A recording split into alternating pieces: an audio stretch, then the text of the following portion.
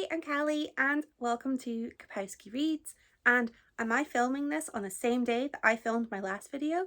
Yes, I am. For my final vlog of October, I've decided to do something that I think sounds a little bit fun. It might not be fun. I may regret this in days to come. But for now, it sounds like fun. So I am planning to read 7 spooky or Halloweeny, seasonally appropriate reads in 7 days. That feels like an achievable goal.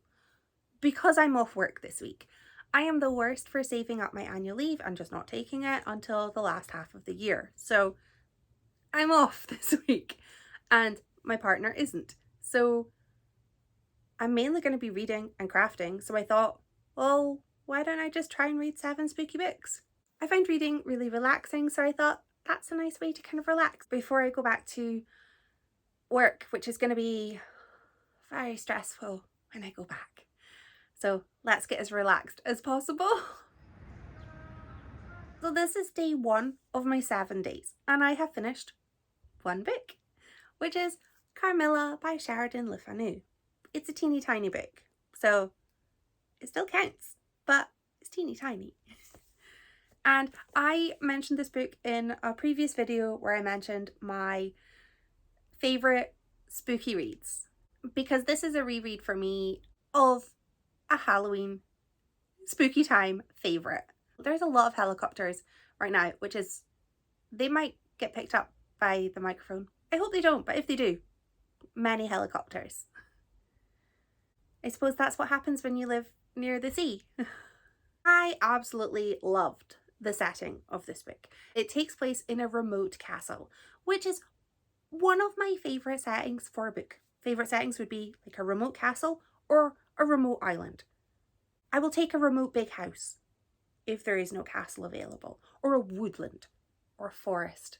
Okay, those are my favourite settings, of which there are many, but this is definitely one of my favourite settings. And it was just such a sort of spooky setting. Very gothic, chilling, all of the things that I want in a book. This book is often referred to as the inspiration behind Dracula, and I can see it. I can see the inspiration there. I also love Dracula. I also love Carmilla. I loved the relationship between Carmilla and Laura. Laura was just a little lonely young woman, and by meeting Carmilla, she's brought out of her shell and sort of revels in that friendship. She really needed it, and it was just so lovely for her to have a friend and to have that person that she could confide in. And I absolutely just, the relationship between those two was just beautiful.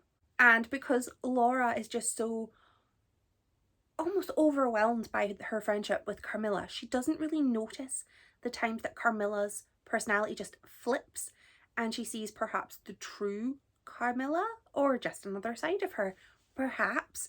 And I like that because as a reader, I can see the times that she sort of, her mask drops and you can sort of see, oh, there's more to you than meets the eye. So I really enjoyed that. And this is such a super short book, but I just found myself just falling in love with these characters and their relationship. It just felt so organic and it just felt so real and just, it was beautiful. I loved them. I wanted good things for them both. Once this book hits the 3rd act, so maybe 70 pages or so through, the pacing really amps up and it just is so super fast paced for those last few pages. It is just a whirlwind of a last act. It's so intense. And I mean, I do tend to read this in just one sitting, but even if I wasn't, I couldn't put the book down in that last act. I would have to just continue because you can't put it down when you're at the climax of this book. Too much is at stake. This is just such an enjoyable book, so fast paced and such an easy quick read and amazing characters and just such a creepy setting. Have I mentioned I love remote castle settings? This is a firm favourite of mine, and it will continue to be a firm favourite because I don't see that changing. I hope I love my next book as much. Maybe I've started too high. Oh, I should have saved this for last. I have finished a second book. I have now finished Cutthroat Cupcakes by Lawley. I have read this author one time before. I read her Adventures of a Vegan Vamp, I think. I got it on Kindle and it was an unexpected delight. So I was very excited going in to read this one because I just thought it was going to be a fun read, because I am aware that I have planned to read a lot of scary books, and I kind of wanted something that I knew was going to be like a fun Halloween kind of book before going into the sort of spookier books. So I wanted to just give myself something nice and sweet to read first. My expectations were perhaps a little bit high going into this book, but I think that they were met. So I'm really happy about that. Was this book predictable from start to finish? Yes. Yes, it was. But did I love it?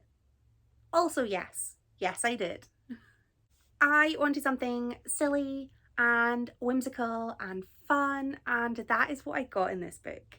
And I really love the characters in this. This is a series and I would quite like to read the rest of the series because I want to see what happens next for the gang. I really loved Sabrina and Miles, who were the sort of sidekick characters, but they were my favourites. I really liked the sort of grumpy sunshine dynamic that there was between Lena and Bastian. He just, every time you could sort of see him hiding a little smile. I loved that. A lot of this book also took place in not a magical coffee shop, but a coffee shop where a lot of magical people went. And I am a sucker for a quaint little coffee shop setting, and I just thought it was just so sweet. I would like to go to that coffee shop and have somebody pick out my perfect drink. I kind of hope my perfect drink is an espresso because that is what I like to order. I want to know my perfect coffee drink now. The romance wasn't the focus of this book. The focus was the murder mystery, but there were little bubblings of romance under the surface, and that was very exciting to read about, to sort of see will they, won't they. They were so not a perfect match, but also kind of a perfect match. This was so fun. I really enjoyed it. It made me chuckle, and I mean I knew who it was, and I knew that pretty much the second that they were introduced. In this kind of book, I don't think that guessing who did it really takes away that much of the enjoyment. So my enjoyment for this book came from it being just a cozy little mystery with magic and sweets. Sweets. The magic was done by Candy. Very Halloween-y. So yeah, day 2 books in, feeling very good. Tomorrow I'm off to get my flu vaccine, and I hate needles, hate them, but I also don't want to get flu. So it's a necessary evil. My pharmacy is right next door to Waterstones. So there's a very strong chance that I might find myself in Waterstones tomorrow, and I will deserve a treat for being so brave and getting my flu vaccine. So I will be back tomorrow to let you know what I read on day 3, but also probably realistically to show you what books I bought. So feel free to try and guess how many books that I end up buying tomorrow and let me know in the comments, and all will be revealed like now. I am one more book down. I finished Interview with the Vampire by Anne Rice. I went into town today to get my flu vaccine and it hurt. And I took my book and I sat and read quite a lot of it in a coffee shop. I had planned to read my book outside, but it has been grey and drizzly all week and promises to be pretty much the same for the rest of the week, so I stayed indoors. I still had a little walk outside though, and it was lovely. I also bought myself a couple of books as a treat for being ever so brave. getting my flu jab, and I will share those with you after I talk about the book, because I'm here for books. I have surprised many of my loved ones this week by letting them know that I've never read this book before, because it turns out that everybody who knows me pretty well assumes that I've already read this book, which I can see why they would assume that, because I'm a huge fan of Buffy the Vampire Slayer.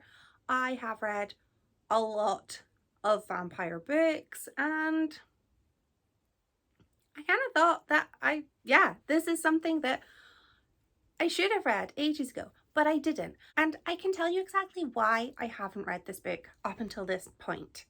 Cast your mind back. The year was 1999. And my big sister wanted to watch Interview with the Vampire. I was very, very much in favour of that.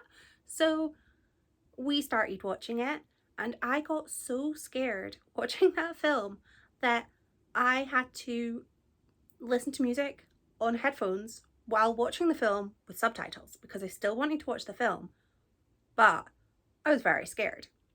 And I just sort of thought, I don't know if I'm brave enough to read the book that scared me so much that I had to listen to Hanson's debut album over and over and over on a Discman. I only had to listen to it maybe 1.5 times, but it felt like there was a lot of Hanson. So whenever I hear or see the band Hanson, which to be fair isn't often, I think of vampires. That's just a little fun fact. So onto the book. This book is about arguably the world's most boring vampire, Louis. And he is being interviewed by a journalist who just kind of wants to know all about how he became a vampire and his life. And like I said, Louis, really, really dull. He had one sort of exciting period in his life, which fortunately is what this book is about. The exciting parts of his life, which is all about him being turned, and then his sort of found family with Lestat and Claudia. And I just thought this was a delightfully gothic tale that just had me hooked from the beginning. I loved this straight away. Really loved sort of reading about the kind of battle that Louis had between his vampire self and the remaining humanity within him. I thought that was really interesting. I think that I probably, the chaotic side of me probably would have liked if he let go of some of that humanity, but that's just purely from a side that wanted a little bit more of the chaos. But I really enjoyed this book from start to finish. I loved the little found family. The characters were all so different, and it was very clear that Louis was kind of the odd one out. The book was very dark and very brooding, if that makes sense for a book to be brooding. It very much gave me just what I wanted from a vampire book. Despite having watched the film approximately 23 years ago, I forgot a lot of the twists. So I still really enjoyed those reveals, and I didn't see them coming. I just sort of had that air of foreboding, because I knew they're vampires. Something's going to happen, and I just wasn't really sure what and to whom. So that was really tense for me, and I was so worried for the journalist, because like I said, I don't remember the film other than it was very gory. So I was just so anxious for the journalist because I didn't know his fate. And the ending of this book, I've seen a few people that didn't like the ending, but I did. I liked it. It was going to go one of two, maybe one of three ways. And I'm very much okay with the way that it went. I have to read the other two books in this series. I have bought a lot of books recently, and I will show you just how many. It's a bit sickening, or at least sickens me. So I cannot justify purchasing the rest of this series, but my library has the next two installments. So I will be hitting up Aberdeen City Library and getting the rest of this series at some point. I don't know when. I kind of want to do it now, but I have so many other books I want to read. So I'll think about that. But this, I think I found myself a new favorite to read in the sort of spooky season. So I'm really happy about that. And I was so worried that I wasn't going to like this. I was thrilled and I was hooked. So love this book. There were some parts of this book that did feel a bit creepy though, in a bad way, because of the age of some of the people. Yeah. So as I said, I think I said yesterday that I hate needles. So I was giving myself an incentive of, if I go get my flu jab, I can buy myself some books at Waterstones, because it turned out I had 2 credits on my Waterstones card, which basically meant I got £20 off. Who could resist? So I ended up buying 3 books and I regret nothing. So I bought Unwell Women by Eleanor Cleghorn, which it's a non-fiction, and it is all about kind of medical misdiagnoses and misunderstandings surrounding women's bodies, because, well, women weren't doctors for a really long time. So I think this book is going to be rage inducing, but I also think it's going to be very fascinating. And my friend Sally, who's a doctor, I saw this on her on her TBR, and I thought, I want to read that too. So yeah, that's why I picked this.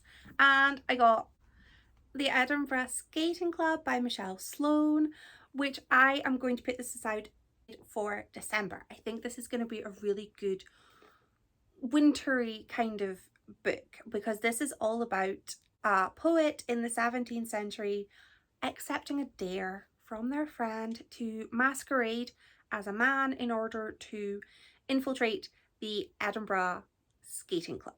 And I think there's a dual timeline with this book as well, which I love a dual timeline.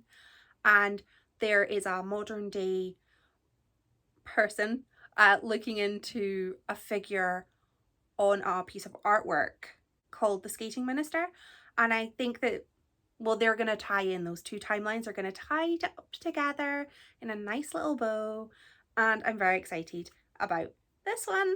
And another book that I got as my treat was purchased 100% because of the cover. And it is The Chilling Effect by Valerie Valdez. And that cover, I don't know if that's going to show properly because of the light. I've had to put a light on because there's no daylight in Aberdeen right now. So it's got cats in space. And this is a space opera.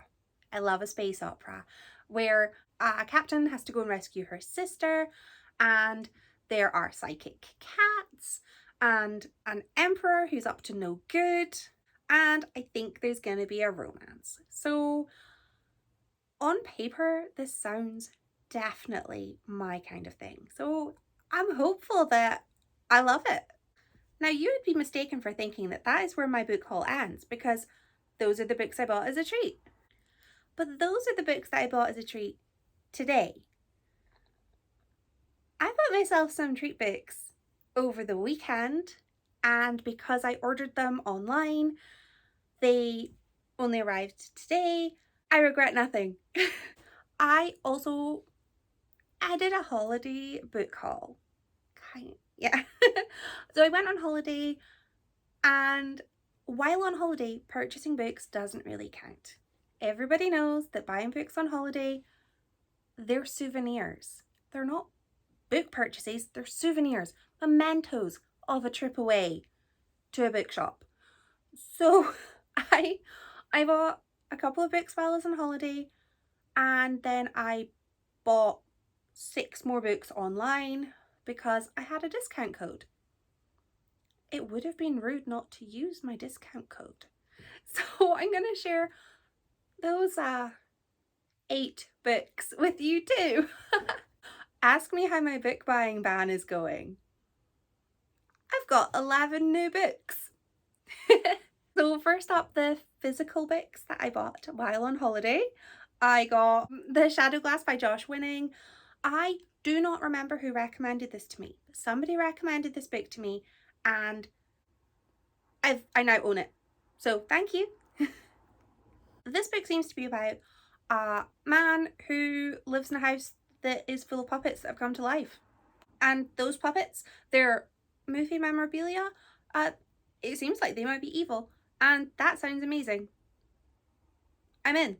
I also got The Tick and the Talk of the Crocodile Clock by Kenny Boyle. This book was recommended to me by so many people in the Scottish Book Club, so I had to pick it up. It sounds so good. It's about an inspiring writer from the south side of Glasgow who works in a call centre and meets a new friend who's a bit of a wild child, and I think that she's probably gonna help her achieve her goals, I hope. And the next 6 books, they are all Scottish fiction. I got a discount code for against Scottish fiction and non-fiction, so I'm kind of very much into reading Scottish fiction. How could I resist? So I got A Petrol Scented Spring by AJ Close, which is all about a woman who has a suspicion that her husband, a prison doctor, is potentially getting up to no good with a suffragette who has been incarcerated. I also got Phosphate Rocks by Fiona Erskine. And this sounds horrific, but in an interesting and excellent way. So a building is being demolished. Fair enough. And during the demolition, a body is found mummified in phosphate rock, and surrounding the mummified body are 10 objects. And I mean, the blurb alone has made me think. So I think this book is gonna be, I think it's gonna be good. And the last 4 books are a series. The Health of Strangers series by Leslie Kelly. And this is a mystery series. Love a mystery. And it's set in an alternate Edinburgh where a virus is rampant. So that sounds topical, but also I think it sounds like it's going to be really interesting. And I do really enjoy when series are set places that I know, but in a sort of alternate version of those places, because I kind of like when things that should be familiar aren't. It sounds good. So these are all of my new books, and they're very heavy to hold, and I'm very worried that they're going to fall on me, and that's going to be quite painful. So yeah, maybe I bought too many books. No. It is another very grey, overcast day in Aberdeen. So welcome. Today my highlight was going to the library because I wanted to return Hex by Jenny Fagan, which I read as one of my Scottish reads for October. And when I got there, turned out that a book that I had placed an order for had only arrived like moments before I showed up. So I got to pick up From the Ashes by Deborah Masson, who is an author from Aberdeen, and this is the second in a series, I think. I read Hold Your Tongue by this author earlier this year, and I think this is the second book in that series. I could be wrong. It is Scottish crime, and it's like gonna be creepy and maybe a little bit gory, and it's gonna keep me guessing. I know it is, and I'm so excited to read it. Today I read Pale Box on the Distant Shore by PJ Nwosu, and this is a fantasy book which is set on an island where a plague is ravaging the island, and a soldier called Honan is involved in disposing of the victims of that plague. They're all in they're all in pillboxes, coffins, and they find an unexpected corpse. So an extra body that they don't know where it's come from, they don't know what happened, other than it's very clear that this victim was not killed by the plague. And this book is all about Honan going off on a wee adventure across the island to basically try and find out more about the person who has shown up in a coffin unexpectedly. I loved the world building in this book. It just felt like such a sort of a miserable island, just windy and cold. It could be because it's windy and cold as I read it today, but it just felt like a very bleak landscape, and that was a very interesting world. And there's lots of rules that some were explained, and I felt like I really got a good grasp of this world, and I enjoyed that. I would actually like to know a little bit more about the world and the different sort of groups of people that there are. I think that would be really interesting to find out. I didn't like the characters in this book. It wasn't that I didn't like them, I just feel like they were very one-dimensional, so I felt like I didn't get to know them. And there would be moments of peril, some high stakes, and because I didn't feel like I got to know the characters, I didn't really care. I didn't like the dialogue in this book at all. So I love reading fantasy books, and I love when there is the dialogue's a little bit different, to sort of be like, yay, fantasy world, we talk differently here, but to make it really sort of fantasy-esque, to add new words and things, I find that really interesting, and it just it usually gets me quite excited. But in this book, the sort of language just it felt very stilted, and the word true was used a lot. So everything was, oh, it's true steel, he's true dead, they're true guilty. And I just found myself getting really annoyed at the amount of times that the word true was mentioned. If I had decided to do a drinking game, every time I read the word true, my liver wouldn't have been able to cope. And I'm Scottish. So I did check, because I read this on my Kindle, so I did a search just out of interest, and the word true was used 121 times in this book that I don't know the length of, because on StoryGraph it tells me the length is like 390 pages, but on Goodreads it tells me the book is 190 pages, and I read it on a Kindle. I can never tell the length of a book on a Kindle, but it took me like, I don't know, 6 hours or something. So I'm gonna guess it was maybe 300 pages, maybe? Meet in the middle? So I'm just gonna say I didn't really enjoy parts of this book, but the world building was amazing. I hope I like my book tomorrow a bit more. Meanwhile, I'm just going to be really happy that I got this book and I want to read it.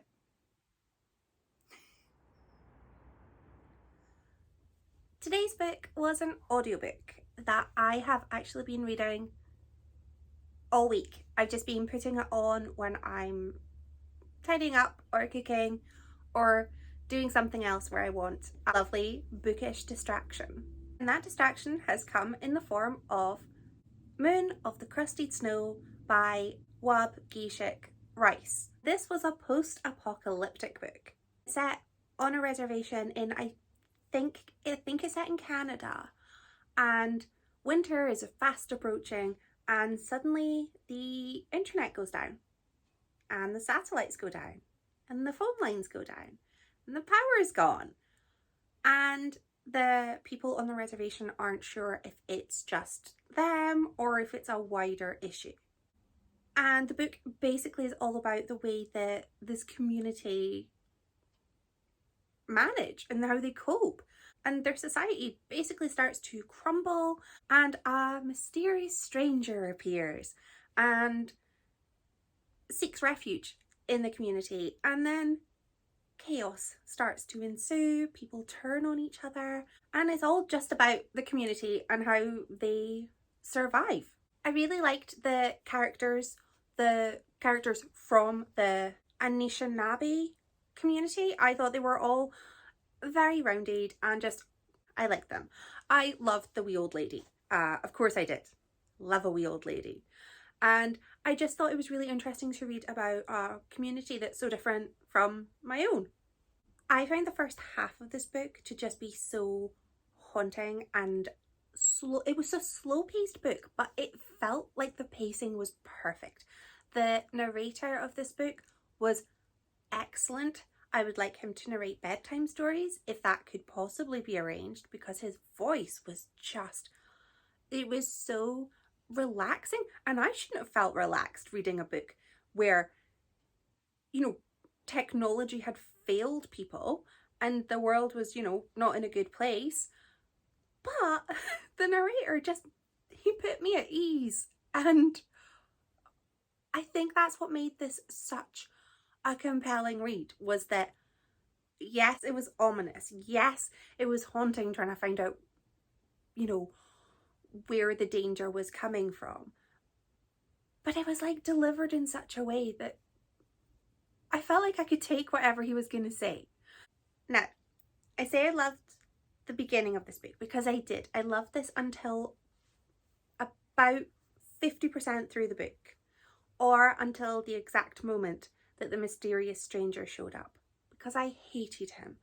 And it's not in a way that it was good for the story, because of course I was meant to hate him. I'm not sure if I was supposed to hate the mysterious stranger so early, but he walked in, you know, waving giant red flags all around, and I didn't like him instantly. And he was the kind of character that, you know, when you read a book and they bring in a character and you go, I'm out, I don't want to read about you. And he was that for me. And from the point where he showed up, I felt like the book ended up going down a really predictable route, which was quite disappointing, because I don't like when I guess what's gonna happen. And so yeah, I loved the first half of this book, but the second half I didn't. And I did keep reading it because I wanted to give it the benefit of the doubt, in hoping that it wasn't going to go down the predictable twist, you know, route with the twist. But the twist was exactly what I thought it was going to be. And in a post-apocalyptic book, I feel like there's a few very well used tropes, and that's not saying that they shouldn't be well used, you know, use them. But I kind of wanted to get a little bit more from this than I got. I suppose I did like the way that the mysterious stranger was an easy figure to hate, because that way, you know, a common enemy. But there were parts that I think I just didn't love it, and I wanted to love it. And now I'm kind of sad I didn't, because I want to listen to more books by this narrator. And I loved the author's writing style as well, because it was so descriptive and so atmospheric. But I couldn't get past that hateable character. I really hope that my next book I like more. I am the coziest human that has ever humaned.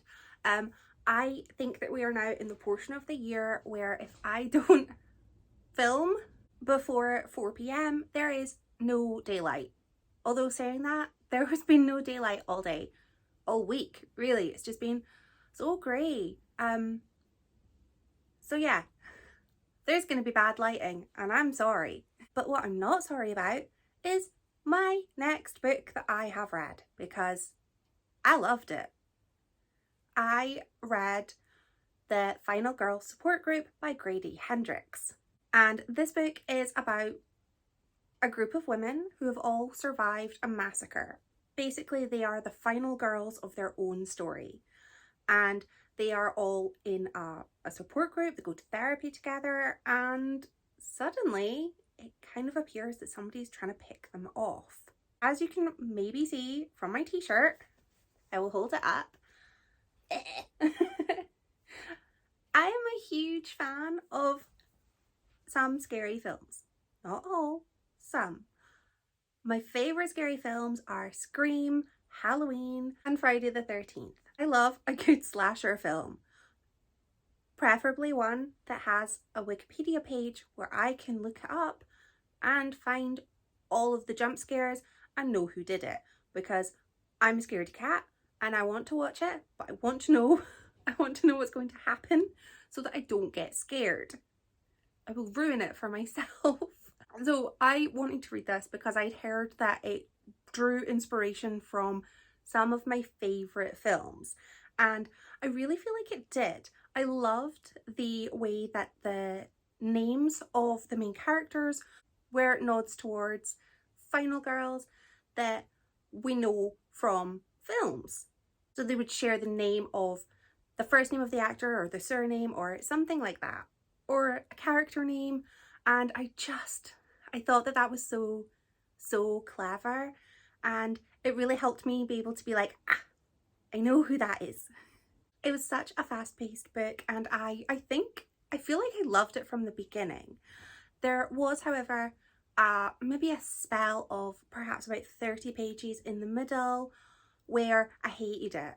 Like, I actually hated it so much, and I considered giving up on this book. So first, let's say 45% loved. Middle 10%, sorry, I had a coughing fit. The middle 10% I hated with the fiery passion of 1,000 suns, and the last 45% loved. So overall, I loved it, but I do have to acknowledge there were parts of this book that I hated. So I think if I reread this, which I probably will at some point, I'm going to just skip over all of the chapters that involve the police station, because I don't want to read those again. Not doing it. I loved the way that the characters all dealt with their pasts in very different ways, but they sort of found what worked for them, or at least most of them did. And I really loved the way that they had sort of bonded, like trauma bonding. And I loved their little found family, their little support network, and the way that even though they butted heads, you could tell that they really cared about each other. I did not see the end coming. I gasped. I audibly gasped. And then when the next twist came, I was like, didn't see it coming. Because in my head, because I've watched many a slasher film, I had ideas in my head about who did it. And I was so sure that I was right and I was wrong. And there's a helicopter, and that helicopter agrees that I was wrong, because I was. And I didn't see the twist coming, and I just found it thrilling to read and just so exciting. And it read like a transcript of a film, which isn't my normal preference, but it felt right. It felt like it really worked, and I loved it. I've read a few books by this author. I've read My Best Friend's Exorcism, and I've read Horror Store. I think those are the only two that I've read by Grady Hendrix, but I will be going for more books because, well, that's 3 that I've enjoyed so far. So I think that this is definitely an author that I want to read more by. I've heard some good things about the Southern Girl's Guide to Vampires, maybe? I think there's Peaches on the cover. I assume it's set in Georgia. Yeah, so love this book. So exciting. A little bit gory, but not as gory as it could have been. It wasn't visceral. There were parts where it was violent, but Wimpy Callie was fine reading those bits. I just thought it was such an exciting book and such an adventure, and I was so happy. I loved it. very much a perfect October read. Really did put me in like the spooky mood, and I want to go and watch nothing but horror films now. But I won't, because if I do, how am I going to sleep tonight? My alarm is going off. My dinner is ready. I'm gonna finish now. I have finished my 7th book, and I could tell you that today's day 7, but I would be a liar. Today's day 10. My last book took me 4 days to read. The lighting is really bad. I apologise. It's autumn in the northeast of Scotland. Nobody knows where the daylight is. It's not here. But I finished my last book, and it was How to Kill Men and Get Away with It by Katy Brent. This book is all about Kitty Collins, who is an influencer, very wealthy, lives in Chelsea, very much gave me Made in Chelsea vibes. Kitty's not like other Chelsea girls. She kills men who have been accused of assault and have gotten away with it. So kind of what I assume to be a little bit like Dexter, which I haven't seen, but I'm still gonna act like I know what Dexter is about. He kills bad guys, right? I really liked Kitty as a character. I think I would have hated her as a person, but as a character, she was vacuous, entitled, very, very judgmental. And I thought that the whole sort of social media influencer character was interesting.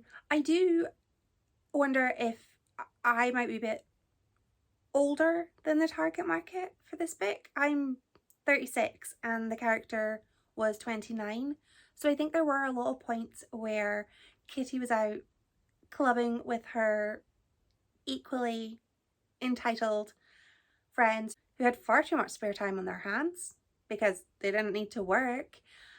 And I feel like a lot of their socializing was kind of reminiscent of like my early 20s, obviously on a far less grand scale.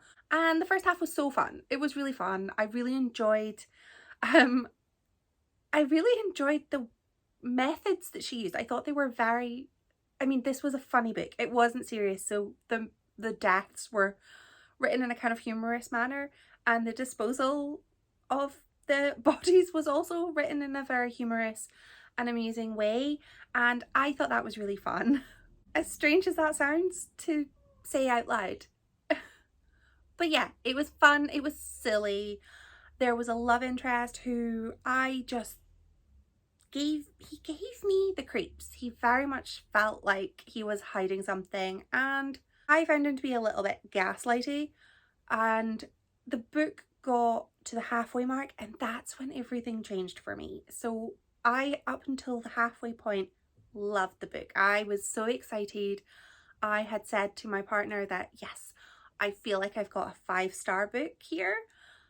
And then it plummeted pretty quickly. The reason why I feel like it plummeted for me was that the book got real. And I don't know about any of the other people who picked up this book, but I did not pick this book expecting it to really tackle in any sort of depth real issues.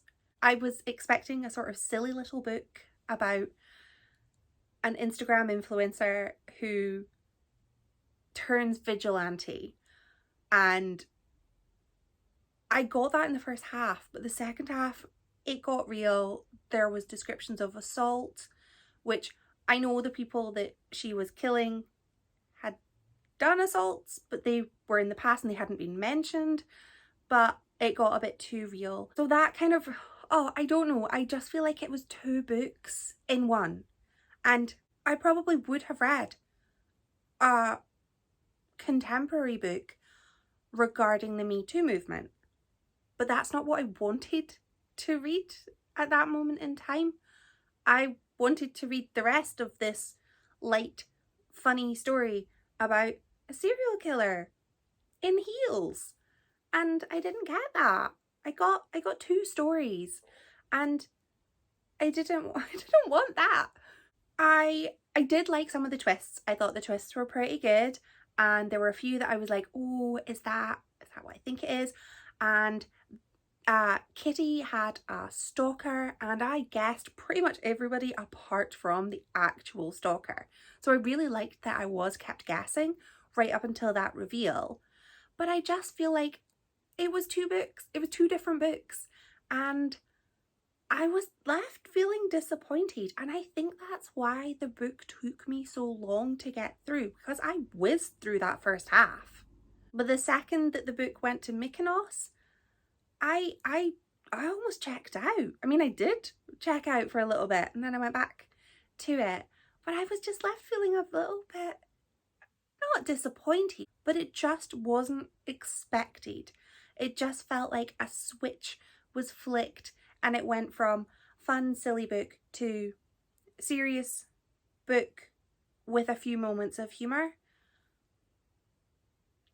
So yeah, I hate ending on a sort of disappointing note, but that's kind of where I am. And I did enjoy trying to read my 7 books in 7 days. I'm not sad that I didn't achieve it because I read 7 books. Just read them in 10 days. I think next time if I do anything like this, I'm going to bookend it with books that I have already read and know I'm going to enjoy. Because I started with Carmilla and I knew I was going to enjoy Carmilla because I have every other year that I've read it. So I should have left that till last and ended on a high, but I didn't. And now I am the fool. Yeah. If you've made it this far, then feel free to let me know in the comments any spooky Halloweeny books that you have read and enjoyed and would recommend. And if you don't have any recommendations but just want to let me know that you're there, then feel free to pop a spooky, scary kind of emoji in the comments. And yeah, thank you for watching. Bye!